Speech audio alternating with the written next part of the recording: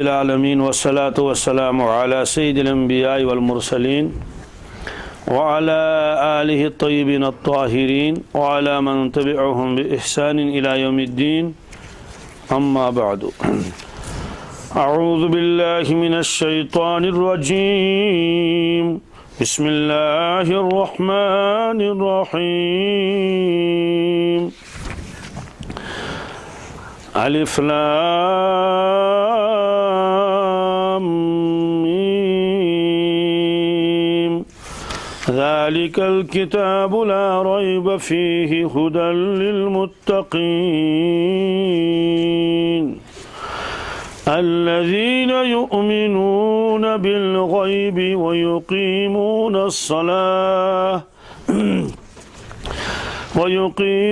الصلاة ومما رزقناهم ينفقون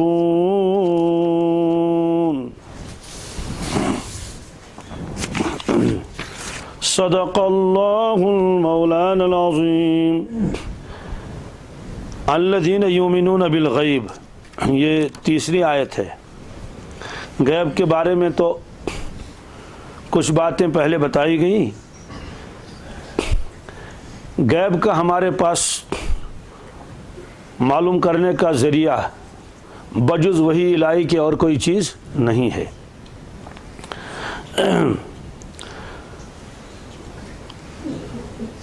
اس لیے جو بات اللہ کے نبی صلی اللہ علیہ وسلم نے ارشاد فرمائی کسی چیز کے بارے میں، چاہے فضیلت کے بارے میں، چاہے آپ کو کوئی مشاہدہ ہو رہا تھا اس چیز کے بارے میں، تو اس کو بے چون چرا ویسے ہی ماننا ضروری ہے۔ مثلا آپ نے فرمایا کہ جب مسلمان وضو بناتا ہے، کیا بناتا ہے، تو اس کے گناہ ایک تو ہے معاف ہو جاتے ہیں، یہ تو الگ مسئلہ معاف ہونا، معاف تو جائے، لیکن آپ نے فرمایا کہ وہ جو گناہ دل کے صاف ہو جاتے ہیں، دل کے، جیسے میل کچل کسی کے ہاتھ میں لگا ہوا ہو، کسی کے بدن پر، اور وہ اس کو کیا کر لے، صاف کر لے۔ تو یہ روایت ہے حضرت عائشہ صدیقہ رضی اللہ تعالیٰ عنہ کی۔ اب جو یہ روایت ہے اس کو ایمان لانا اس پر ضروری ہے، حالانکہ ہم کو کچھ بھی نظر نہیں آتا ہے، چاہے آپ مائکروسکوپ لگا لیں، خوردبین لگا لیں کہ دیکھ لیں گے یہ شخص وضو بنا رہا ہے تو اس کے وضو کے پانی کے ساتھ گناہ نکل رہے ہیں یا نہیں نکل رہے ہیں، ہم کو یہ نظر نہیں آئے گا۔ ہاں اگر اللہ تبارک تعالیٰ کسی کو کشفی نگاہ عطا فرمائے وہ تو الگ مسئلہ ہے، امور کشفیہ ثابت ہے، وہ کشفی نظر سے ایک دم دیکھ لے گا کہ ہاں واقعی اس کے وضو کے ساتھ جو پانی کے ساتھ گناہ دل رہے ہیں۔ تو یہ آپ نے فرمایا۔ حضرت عائشہ صدیقہ رضی اللہ تعالیٰ عنہ فرماتی ہیں کان رسول اللہ صلی اللہ علیہ وسلم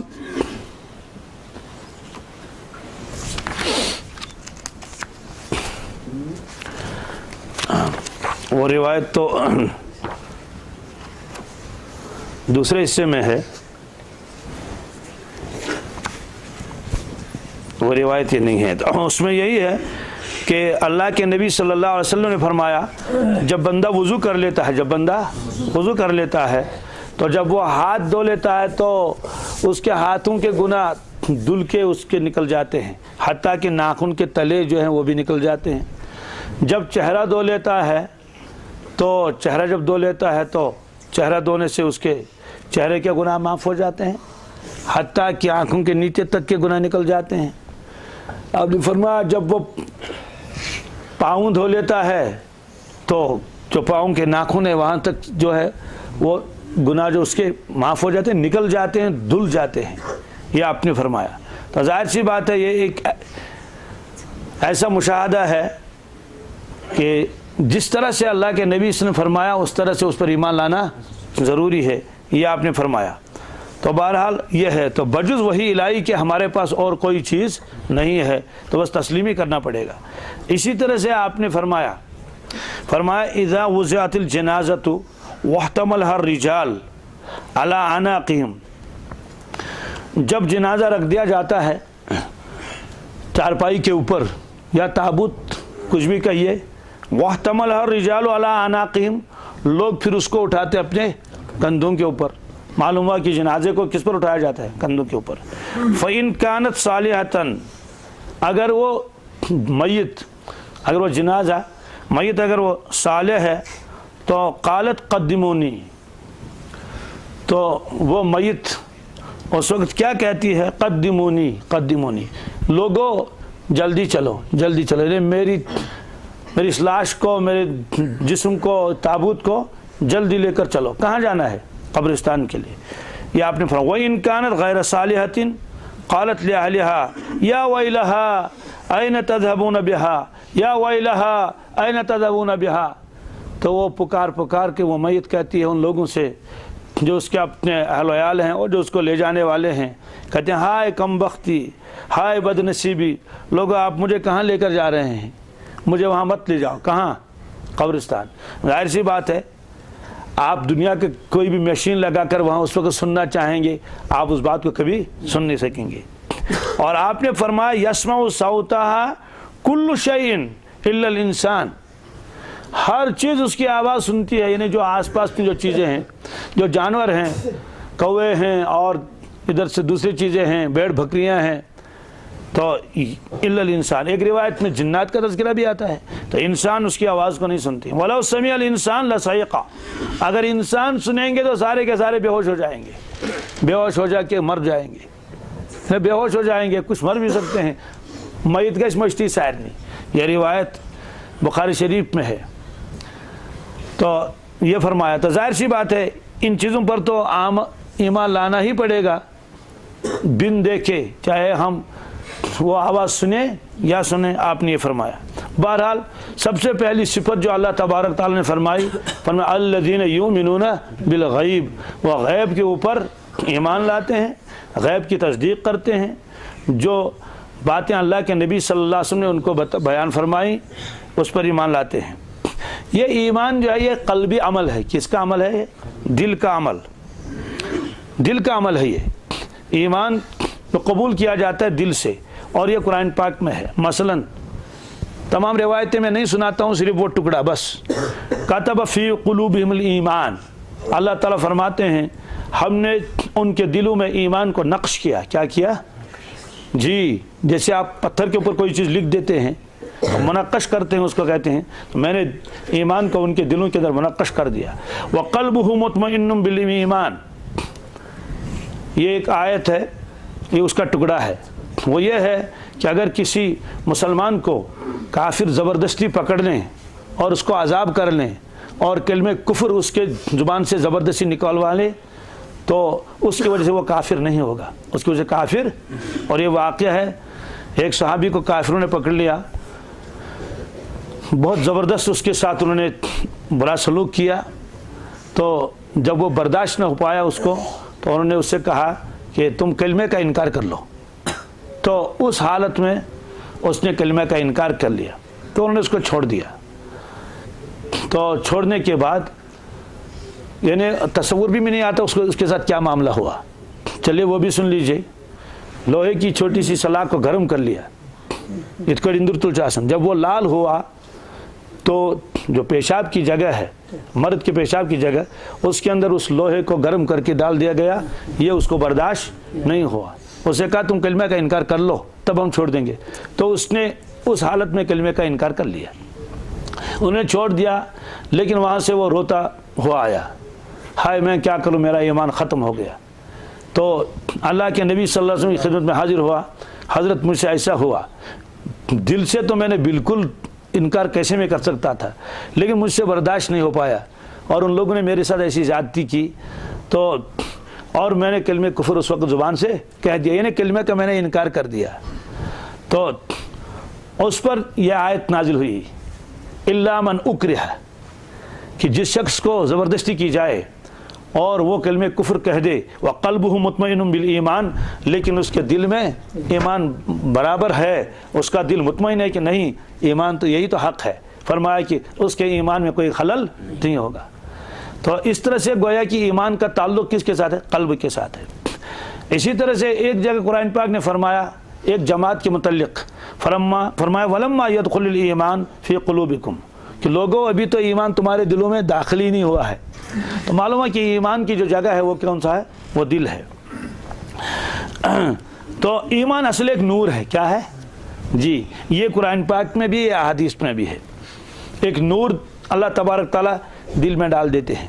افمن شرح اللہ صدرہ للاسلام، کہ جب اللہ تبارک تعالیٰ کسی کو شرح صدر فرماتے ہیں اسلام کے لیے تو فوالا نور من ربی، تو اللہ تبارک تعالیٰ نور ایمان اس کے دل میں ڈال دیتے ہیں۔ اور اللہ تعالیٰ بچائے جب یہ نکل جاتا ہے تو پھر آدمی اس وقت ایمان سے خالی ہو جاتا ہے۔ یہ حدیث پاک میں بھی ہے اور واقعات میں بھی ہے۔ حدیث پاک میں کہاں ہے؟ حدیث پاک میں آپ نے فرمایا لا یزنی الزانی حین یزنی وہو مومن، اللہ تبارک تعالیٰ بچائے جس وقت تک کوئی آدمی زنا میں مبتلا ہوتا ہے، فرمایا اس وقت وہ ایمان والا نہیں رہتا۔ ولا یسرق السارق حین یسرق وہو مومن، جب کوئی آدمی چوری کرتا ہے اس وقت بھی ایمان اس کے پاس نہیں رہتا۔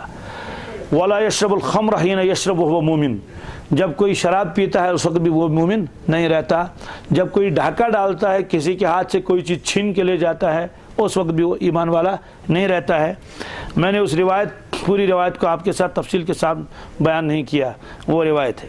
اور آپ نے ایک روایت میں فرمایا اذا زنى العبد خرج منه الایمان، اللہ تعالیٰ بچائے جب کوئی آدمی زنا میں مبتلا ہوتا ہے تو ایمان اس کے دل سے اس وقت نکل جاتا ہے۔ حضرت عبداللہ ابن عباس سے پوچھا گیا رضی اللہ تعالیٰ عنہ کہ دل سے ایمان کیسے نکل جاتا ہے؟ آپ نے فرمایا دیکھو ایمان اور ایمان والے کا دل ایسا ہوتا ہے جیسے یہ دونوں ہاتھ، آپ نے دونوں ہاتھوں کو ایک ساتھ ملا لیا، یعنی دائیں ہاتھ کی ان انگلیوں کو داخل کر لیا کس کے ہاتھ میں؟ بائیں ہاتھ کی انگلیوں میں، گویا اس طرح سے یہ دونوں ملے ہوئے ہیں۔ اور جب کوئی ان بڑے گناہوں میں مبتلا ہو جاتا ہے تو یہ ایمان اس طرح سے علیحدہ ہو جاتا ہے، تو سینہ خالی رہا اور ایمان الگ ہو گیا۔ جیسے سمجھانے کے لیے بالکل آپ موبائل کے اندر جیسے وہ سم کارڈ الگ نکال دیں، سم الگ نکالیں گے وہ تو خالی رہا نا، تو جس سے وہ ایکٹیویٹ ہوتا تھا، جس کی وجہ سے اس کے اندر جو ہے بہت ساری چیزیں بھری ہوئی تھی اور آپ فون اسے کرتے تھے اور ریسیو بھی کرتے تھے، یہ ساری چیزیں جو تھی وہ کارڈ جب نکالا گیا تو خالی ڈبہ رہا نا۔ تو اللہ تعالیٰ بچائے جب ایمان کا نور دل سے نکل جائے گا تو خالی ڈبہ ہی تو رہے گا، تو پھر تو کافر اور مسلمان کا جسم تو ایک جیسا ہے۔ تو یہ فرمایا آپ نے۔ تو وہ ایمان جب چلا جاتا وہ کہاں جاتا ہے؟ اللہ تعالیٰ بچائے اگر اس حال میں مر جائے گا تو کافر مر جائے گا، پھر وہ ایمان واپس آ جاتا ہے لیکن بہت کمزور ہو کر۔ گویا کہ وہ ایمان اس وقت کہتا ہے کہ تم یہ کام کرنے جا رہے ہو، میں اس وقت آپ کا ساتھ نہیں دے سکتا، کیونکہ ایمان اور چوری دونوں ایک جگہ جمع نہیں ہو سکتے، ایمان اور شراب ایک جگہ جمع نہیں ہو سکتے، ایمان اور زنا ایک جگہ جمع نہیں ہو سکتے، ایمان اور لوٹ کھسوٹ ایک جگہ جمع نہیں ہو سکتے۔ فرمایا کہ اس وقت جو ایمان اس کے سینے سے نکل جاتا ہے۔ اور وہ ایک واقعہ ہے آپ نے سنا ہے بہت مرتبہ، حضرت ابو عبداللہ اندلسی رحمۃ اللہ علیہ بہت اونچے درجے کے مشائخ میں سے تھے، حضرت شیخ شبلی اور جنید بغدادی علیہ رحمت کے پیر و مرشد اور مشائخ میں سے ہیں۔ تو وہ واقعہ آپ کو یاد ہے جب ایک آزمائش ان کے اوپر آئی تھی کہ پھر اللہ تعالیٰ حفاظت فرمائے کہ اسلام کو بھی چھوڑا تھا اور زنار باندھ لی انہوں نے اور خنزیر چلا رہے تھے، پھر اس کے پاس جو ہے ایک یہودی تھا، تو پھر آخر میں اللہ تعالیٰ نے پھر ایمان عطا فرمایا، ولایت کا نور پھر دے دیا گیا۔ جب ان سے پوچھا گیا کہ اس کی وجہ کیا ہے، ایسا ابتلا آزمائش کیوں پیش آئی آپ کو کہ ایمان سے بھی محروم ہو گئے، حالانکہ حافظ کلام اللہ تھے اور 7 قرات میں قرآن پاک جانتے تھے اور کئی ہزار حدیثیں زبانی یاد تھی، ماں سند کے بڑے شیخ المشائخ تھے بغداد کے۔ یہ کیوں ہوا؟ تو انہوں نے کہا تھا کہ جب ہم ایک بستی سے نکل رہے تھے، جا رہے تھے، میں نے دیکھا کہ وہاں بت پرست اور صلیب پرست وہ صلیب کی اور بت کی پوجا کرتے تھے۔ صلیب مانے وہ کراس، تو جو عیسائیوں کا ہوتا ہے۔ تو پھر اس وقت میرے دل میں کبر آ گیا، غرور، کہ یہ کمبخت دیکھو کیسے ہیں، ہم تو ایمان والے ہیں۔ ایک تو ہے کہ شکر آدمی کرے، شکر پر تو پکڑ، اس پر تو اور اضافہ ہو جائے گا، لئن شکرتم لازیدنکم، کہ شکر ہے اللہ تعالیٰ کا، اللہ تعالیٰ نے ایمان عطا فرمایا۔ ایک ہے کبر، کیا ہے؟ غرور آ گیا کہ ہم ایسے ہیں اور ویسے ہیں۔ بس یہ کبر غرور اللہ کو ویسے بھی پسند نہیں، اور مشائخ کے اندر آ جائے اللہ تعالیٰ بچائے پھر تو اور زیادہ پسند نہیں۔ اس لیے انہوں نے فرمایا اس وقت مجھے محسوس ہوا، پہلے تو ایک آواز آئی، کیا کہ آپ اپنے آپ کو بہت کچھ سمجھتے ہیں، اگر آپ چاہیں تو ہم دکھائیں یہ ایمان تیرا اپنا نہیں ہے، یہ میرا دیا ہوا ایمان ہے، اس پر تو شکر کرنا چاہیے، نہ کہ کبر اور آپ باقی کو حقیر سمجھتے ہیں، کسی کو بھی حقیر اور وہ نہ سمجھا آدمی۔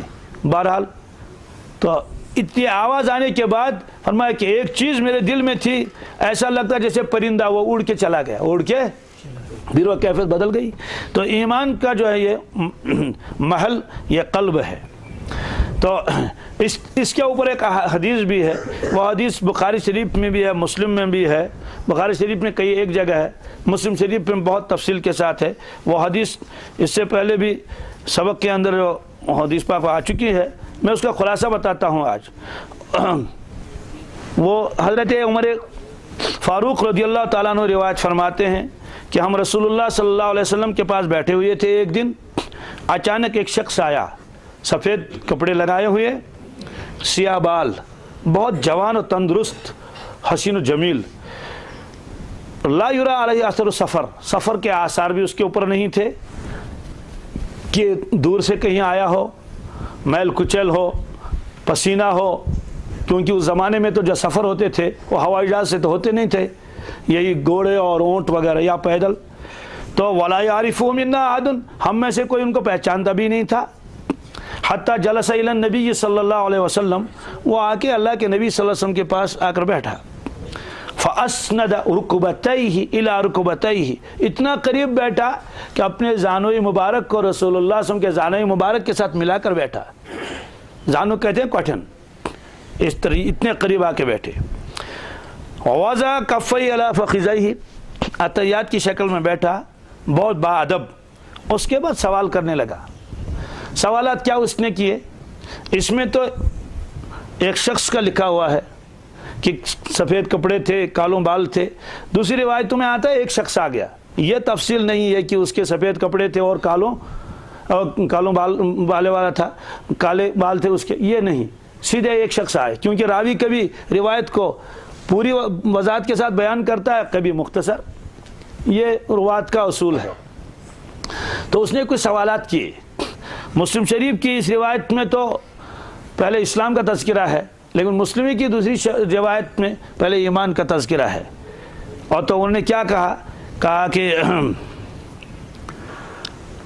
پہلے تو حضور صلی اللہ علیہ وسلم کا نام مبارک لے لیا، کہا وقال یا محمد، اور کہنے لگے اے محمد صلی اللہ علیہ وسلم، گویا اجنبی آدمی ہے۔ اخبرنی عن الاسلام، اس میں تو اسلام کا تذکرہ ہے، اور دو دوسری روایت ہے اس میں فرمایا کہ اخبرنی عن الایمان، اخبرنی عن حضرت مجھے ایمان کے بارے میں بتا دیجئے، ایمان کیا ہے؟ آپ نے فرمایا ایمان کے بارے میں پوچھتے ہو؟ جی۔ فرمایا ان تؤمن باللہ وملائکتہ وکتبہ ورسلہ والیوم الآخر، یہاں تک تو آپ چلے۔ اس کے بعد الگ سے فرمایا وتؤمن بالقدر وتؤمن خیرہ وشرہ، یہ جواب دیا آپ نے۔ کیا؟ آپ ایمان لائیں اللہ پر، اس کے تمام فرشتوں پر، اس کی تمام کتابوں پر، اس کے تمام رسولوں پر، قیامت کے دن پر، اور آپ ایمان لائیں تقدیر پر۔ ایمان لائے، یہاں فعل الگ سے دوبارہ پھر کو دہرایا، اور ایمان لائے تقدیر پر، خاص طور سے خیرہ و شرہ، کہ خیر ہو یا شر ہو وہ سب یہی ہے کہ اللہ تعالیٰ نے ہی مقدر میں لکھا ہے۔ اس کا مطلب تو یہ ہوا کہ کبھی آدمی کہتا ہے کہ اگر وہ اور چاہیے اس نے، اگر وہ ہوڑ گئی اس نے تیل گشیا نہیں ہے، فرمایا کہ نہیں، وہ جو اللہ نے مقدر میں لکھ رکھا ہے وہی ہوگا، اسی کے تحت چل رہا ہے کام۔ تو بہرحال یہ آپ نے فرمایا۔ قال صدقتا، قال، تو عرض کیا کہ حضرت صحیح فرمایا آپ نے، سچ فرمایا آپ نے۔ تو حضرت عمر فاروق فرماتے ہیں رضی اللہ تعالیٰ عنہ، فرماتے ہیں کہ فعجبنا لہ، ہمیں بڑا تعجب ہوا اس شخص کو دیکھ کر۔ کیوں؟ یسألہ ویصدقہ، کہ وہ سوال بھی خود کرتا ہے تو تصدیق بھی خود کرتا ہے۔ سوال کرنے کا مطلب تو یہ ہے کہ میں سائل ہوں، میں بے خبر ہوں، مجھے کچھ معلوم نہیں، آپ مجھے سوال کا جواب دے دیجئے۔ تصدیق تو کر رہا ہے اس انداز سے گویا کہ وہ پہلے سے باخبر ہے، وہ جانتا ہے کہ سوال کا یہی جواب ہے، اس لیے ہم کو تعجب ہوا۔ اس نے دوسرا سوال کیا اخبرنی عن الاسلام، حضرت مجھے بتائیے اسلام کے بارے میں، اسلام کیا ہے؟ قال رسول اللہ صلی اللہ علیہ وسلم ان تشهد ان لا الہ الا اللہ وان محمد رسول اللہ۔ فرمایا سنو اسلام کس کو کہتے ہیں، آپ گواہی دیں لا الہ الا اللہ کی، اور محمد الرسول اللہ کی، وتقیم الصلاۃ، نماز پابندی کے ساتھ پڑھ لیں، وتؤتی الزکاۃ، زکوٰۃ آپ ادا کریں، وتصوم رمضان، اور رمضان کے روزے رکھیں، وتحج البیت ان استطعت الیہ سبیلا، اور آپ حج بیت اللہ کر لیں اگر تمہیں وہاں پہنچنے کی طاقت ہے۔ تو اس میں تذکرہ کیا ایمان کا، اور آپ نے جواب دیا ان تمام امور کا جن کو صرف ماننا ہے۔ کیا ہے؟ اللہ تبارک تعالیٰ کو ماننا، اور اس کے فرشتوں کو ماننا، اس کی کتابوں کو ماننا، اس کے رسولوں کو ماننا، قیامت کے دن کو ماننا، اور تقدیر کو ماننا۔ یہ آپ نے اس کی تشریح کی۔ آگے بہت روایت لمبی ہے، احسان کے بارے میں انہوں نے سوال کیا، قیامت کے بارے میں انہوں نے سوال کیا، تو وہ پوری روایت اس وقت سنانا مقصود نہیں۔ تو ایک روایت میں وہی ترتیب ہے، پہلے ایمان کا تذکرہ اس نے کیا، پھر اسلام کا۔ تو ایمان پہلے ہے، اس کے بعد اسلام ہے۔ جب آدمی کسی چیز کو مانے گا تبھی تو وہ کرے گا۔ یہی وجہ ہے کہ جو 13 برس اللہ کے نبی صلی اللہ علیہ وسلم نے محنت کی، مکہ شریف میں احکامات نہیں آئے، نہ ہونے کے برابر میں، بس اتنا تھا کہ بس نماز پڑھ لو، کتنی یہ بھی کوئی ضروری نہیں، اس لیے کہ نماز فرض ہی نہیں ہوئی تھی، وہ تو معراج کے موقع پر سن تقریباً 11 نبوی میں، یعنی نبوت کے 10-11 سال کے بعد، وہ ہجرت سے کچھ پہلے، تو اس لیے وہاں جب پھر سے ایمان کی محنت کس کی، کہ لوگ تو پہلے مان لے اللہ تعالیٰ کو، تبھی تو مانیں گے اللہ کی بات، آخرت کو مانیں تبھی تو آخرت کی تیاری کریں گے، جب مانتے ہی نہیں ہیں تو کام کیسے کریں گے؟ تو اس لیے ایمان کا تعلق کس کے ساتھ ہے؟ قلب کے ساتھ ہے۔ اب اس میں ایک بات ہے، اس کو سن لیجئے، کیا کہ ٹھیک ہے اللہ تبارک تعالیٰ ہم کو نظر نہیں آتے ہیں، ان پر ایمان لانا ٹھیک ہے، یہ غیب ہے، فرشتے نظر نہیں آتے ہیں، ان پر ایمان لانا یہ غیب ہے، لیکن کتابیں تو نظر آتی ہیں، کتابیں تو یہ قرآن شریف ہے، یہ تو بالکل ہمارے سامنے ہے۔ تو آپ نے فرمایا کہ کتابوں پر ایمان لانا، قرآن پر ایمان لانا تو غیب ہے، غیب کہاں، یہ تو سامنے ہے۔ ایسے انبیاء علیہ الصلوۃ والسلام لوگوں نے تو دیکھا انہیں، ہم نے تو رسول اللہ صلی اللہ علیہ وسلم کو نہیں دیکھا، لیکن صحابہ کرام نے تو دیکھا، تو وہ غیب کہاں ہوا جو بالکل سامنے ہو؟ فرماتے ہیں بالکل صحیح ہے، کتاب تو سامنے ہے، لیکن کتاب تو سامنے ہے، یہ ماننا یہ اللہ کی کتاب ہے وہ غیب ہے۔ کیا ہے؟ وہ تو امور غیبی ہیں کہ ہاں واقعی یہ کس کی کتاب ہے؟ اللہ کی کتاب۔ ورنہ کیا آج بازار میں کتابیں نہیں ملتی ہیں؟ قرآن پاک ملتا نہیں ملتا؟ ہاں ممکن ہے بعض ہندوؤں کے گھروں میں بھی ہے، اور لائبریریوں میں بھی ہوتی ہیں، بہت سارے لوگوں کے یہاں۔ تو یہ ہے کتاب، ٹھیک ہے، یہ کتاب اللہ تعالیٰ کی کتاب، لیکن اس کو اللہ کی کتاب ماننا اور سچی کتاب ماننا یہ ایمان ہے۔ یہ ورنہ خالی کتاب تو سامنے ہمارے پاس، سب کے پاس قرآن پاک کی کتاب ہے، رسول اللہ صلی اللہ علیہ وسلم سامنے تھے، تو ٹھیک ہے، ایمان بالغیب کہاں ہے؟ تو ابو بکر صدیق نے فرمایا بالکل میں آپ کو نبی مانتا ہوں، ہے نا، یہ ایمان بالغیب ہے۔ ابو جہل نے انکار کر لیا، ورنہ نبی تو سامنے تھے، سامنے والی چیز پر تو ایمان کیسے لایا جاتا ہے؟ سامنے والی چیز تو سامنے ہے، اور آپ نے پہلے ہی کہا یؤمنون بالغیب، وہ غیب پر ایمان لاتے ہیں۔ اس کا جواب یہی ہے کہ رسول کو رسول ماننا وہ غیب ہے، کہ واقعی ان کو اللہ تعالیٰ نے نبی بنا کر بھیجا ہے، واقعی یہ کلام کس کا کلام ہے؟ اللہ تعالیٰ کا کلام۔ تو اس کلام کو اللہ تعالیٰ کا کلام ماننا وہ تو امور غیبیہ ہے نا، اس لیے اس میں ملائکہ کی تذکرہ بھی آ گیا، اور کتابوں کا تذکرہ بھی آ گیا، اور انبیاء علیہ الصلوۃ والسلام کا تذکرہ بھی آ گیا۔ یہی وجہ تو ہے کہ انبیاء علیہ الصلوۃ والسلام تشریف لائے، 2 طبقے ہو گئے، بھئی یہ ایمان والا طبقہ ہے، دوسرے طبقے کو کہا کہ یہ کیا ہے؟ یہ کفار کا طبقہ ہے۔ کیوں؟ کہتے ہیں انہوں نے ایمان قبول کر لیا، انہوں نے نہیں کیا۔ بھئی کس پر قبول کیا ایمان؟ انہوں نے اس شخص کو نبی مانا تو مسلمان ہو گئے، انہوں نے اس شخص کو نبی نہیں مانا تو کافر ہو گئے۔ تو اس کا نبی ماننا یہ ہے اصل، کہ اس کو نبی ماننا کہ واقعی اس کو اللہ تعالیٰ نے نبی بنا کر بھیجا ہے۔ باقی انسان ہونے کی حیثیت سے، کتاب ہونے کی حیثیت سے یہ امور کیا ہے؟ یہ تو مشاہدے میں ہے۔ تو جب ایمان مکمل ہو گیا، ایک صفت ہو گئی، آپ دوسری صفت اللہ تعالیٰ نے فرمائی، الذین یؤمنون بالغیب ویقیمون الصلاۃ ویقیمون الصلاۃ۔ جی ایمان مکمل ہو گیا، اب اسلام شروع ہو جائے گا۔ اسلام وہ ہے اعمال کا نام، کس کا؟ جی تو اس حدیث پاک میں بھی آ گیا، جبریل امین علیہ الصلوۃ والسلام نے درخواست کی کہ حضرت مجھے بتائیے اسلام کیا ہے؟ آپ نے فرمایا ان تشہد ان لا الہ الا اللہ وان محمد رسول اللہ، یہ گواہی دے دی زبان سے، وَتُقِيمَ الصَّلَاةَ، آپ نماز پڑھ لیں تو نماز قائم کر لیں، تو نماز بدنی عبادت ہے. کیا ہے؟ بدنی عبادت ہے. تو نماز کا تعلق ظاہر کے ساتھ ہے، ایمان کا تعلق باطن کے ساتھ ہے، دل کے ساتھ ہے، قلب کے ساتھ ہے. اس لیے فرمایا کہ نماز پڑھ لو. یہ دوسری صفت ہے. پہلی صفت ہے متقین کی ایمان بالغیب، دوسری یقیمون الصلاۃ. یہ نماز اتنی اہم کیا ہے، اس کو پھٹافٹ ایمان کے بعد نقل کر لیا. فرماتے ہیں اصل میں نماز تمام عبادتوں کا مجموعہ ہے. کس کا؟ جی یہ بالکل متحقق ہے. تمام عبادتوں کا مجموعہ کون ہے؟ نماز. کیسے؟ فرماتے ہیں کہ اس میں کلمہ بھی ہے، اس میں روزہ بھی ہے، اس میں زکوٰۃ بھی ہے، اس میں حج بھی ہے. ہر پہلو اس میں نماز میں ہے. سوال نماز میں کلمہ کیسے ہے؟ کہتے ہیں کیا آپ عطیات میں نہیں پڑھتے ہیں اشہد ان لا الہ الا اللہ واشہد ان محمدًا عبدہ ورسولہ؟ یہی تو کلمہ ہے، یہی تو. کہ ٹھیک ہے، ہاں یہ بات تو سمجھ میں آ گئی کہ کلمہ بھی اس میں آ گیا، تو روزہ کیسے اس میں آئے گا؟ کہتے ہیں روزے میں کیا ہوتا ہے؟ امساک. کیا؟ امساک کے معنی آتے ہیں نہ کھانے کی اجازت ہے، نہ پینے کی اجازت ہے، نہ اہل و عیال کے ساتھ تعلق رکھنے کی اس وقت اجازت ہے. رمضان میں ہے نا، روزہ ہے تو بے پابندی ہے کہ اہل کے پاس نہیں جا سکتا وغیرہ ذالک. تو نمازوں میں بھی تو یہ ساری پابندیاں ہیں. آپ کھا نہیں سکتے، آپ پی نہیں سکتے، حتیٰ کہ روزے میں تو کلام تو کر سکتے ہیں، نماز میں تو کلام بھی نہیں کر سکتے.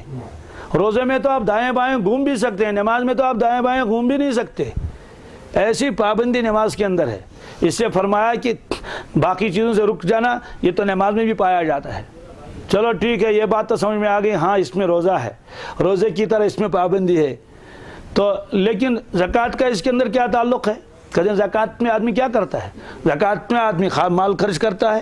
تو فرماتے ہیں کہ نماز تب تک وجود میں ہی نہیں آئے گی جب تک مال خرچ نہ کرے. کیوں؟ اس لیے کہ بدن کے اوپر کپڑوں کا ہونا تو ضروری ہے، بدن کے اوپر کپڑوں کا ہونا تو ضروری ہے. اس لیے مال خرچ کر لیتا ہے، مسجد بنا لیتا ہے، غسل کا اور وضو کا انتظام کر لیتا ہے، اس کے لیے برتن لاتا ہے، دوسری چیزیں لاتی ہیں. گویا کہ نمازی کو اگر کہیں نماز پڑھنی ہو تو ضرور اس کو پیسے خرچ کرنے پڑتے ہیں. اور اگر پانی نہ ملے اور وہاں پانی بکتا ہو، بسلری بوتل خرید لی اور وضو بنا لیا. دوسری بات، زکوٰۃ کے اندر کیا ہوتا ہے کہ یہ حصہ تمہارے لیے اتنا نکالو اللہ کے بندوں کے لیے.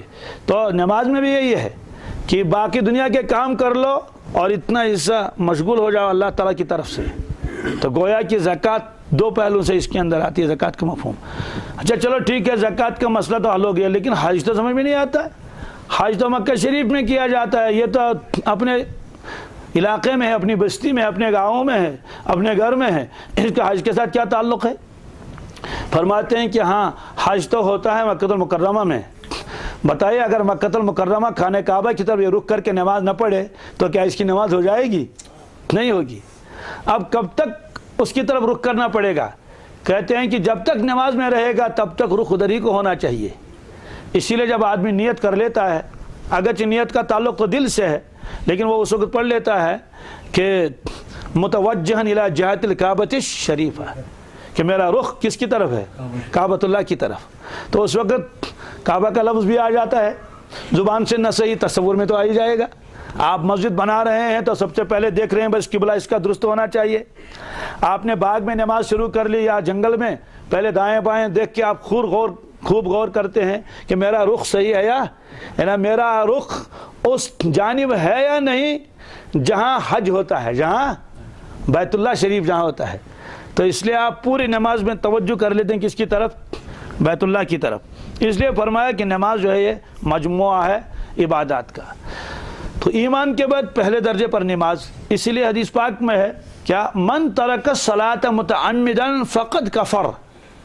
تقریباً اور کسی چیز کے بارے میں کفر کا لفظ آپ نے نہیں فرمایا. فرمایا جس نے جان بوجھ کر نماز چھوڑ دی، جس نے جان بوجھ کر نماز چھوڑ ترک کی فقد کفر، اس نے کفر کیا. کیا کیا؟ کیونکہ ایمان کے بعد سب سے پہلی چیز جو فرض انسان کے اوپر وہ کیا ہے؟ نماز. زکوٰۃ نہیں، زکوٰۃ تو بعد میں ہے اور زکوٰۃ کے لیے شرائط ہیں. زکوٰۃ تو مالداروں پر لازم ہو جاتی ہے، غربا پر نہیں. لیکن نماز مالدار ہو یا غریب ہو، نماز تو ہر ایک کے اوپر فرض ہے، لیکن نماز تو بدنی عبادت ہے. تو نماز بدنی عبادت ہے اور زکوٰۃ وغیرہ وہ ہے مالی عبادت. اس لیے فرمایا یقیمون الصلاۃ، یقیمون وہ نماز قائم کرتے ہیں. بس ایک لفظ ہے، اس کو سن لیجئے، بہت اہم ہے یہ. کیا؟ ایک ہے نماز پڑھنا، ایک ہے اقامت الصلاۃ. اقامت الصلاۃ کسے کہتے ہیں؟ نماز پڑھنا سرسری نماز پڑھنے کے لیے اللہ تبارک تعالیٰ نے اقامت کا لفظ استعمال نہیں فرمایا قرآن